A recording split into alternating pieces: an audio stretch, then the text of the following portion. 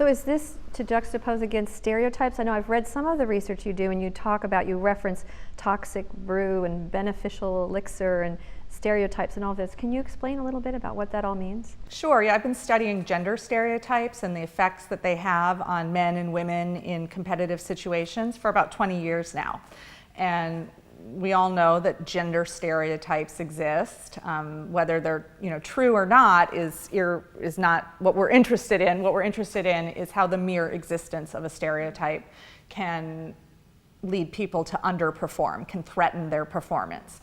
And so if reminded that, oh, most people think that effective negotiators are rational and assertive and have a high regard for their own interests, right? These are all traits that if I were to poll 100 people, most people would say that they associate those traits with men more than they do with women. So just being aware of this stereotype can trip up women in their performance and lead them to leave more money on the table, to not explore as many options, to not ask in the first place. All of these ways in which we can feel threatened lead us to want to get in and out of these difficult conversations, negotiations as quickly as possible.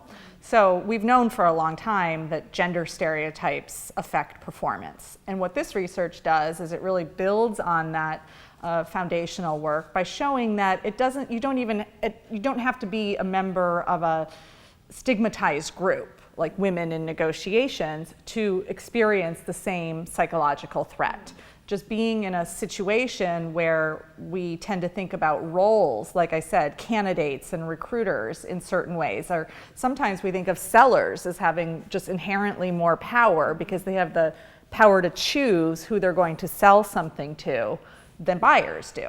And so recognizing how power also flows, and we have stereotypes about power just based on situational roles, that what we're finding is that similar dynamics unfold, and that there are similar sort of techniques by being, first of all, raising awareness of the threat before we go into the challenging situation, and working to overcome the threat by making sure we get into sort of the best possible psychological space that we can be in so that we can perform at our highest level.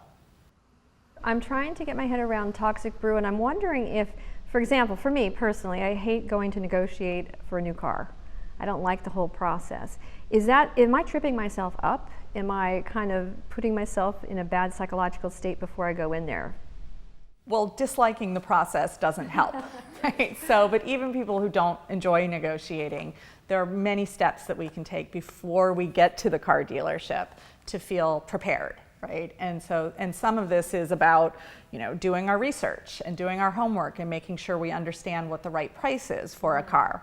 But aside from that, there are all sorts of techniques that we explore and are developing, which enable people to go into that situation feeling confident, feeling like they're up for the challenge, right? Seeing it more as, let's say, a game to be played, as opposed to something that, where there's an opportunity for learning, and there's an opportunity for win-win for both parties to gain. So sort of it's the attitude that you take with you. Instead of dread. That's right.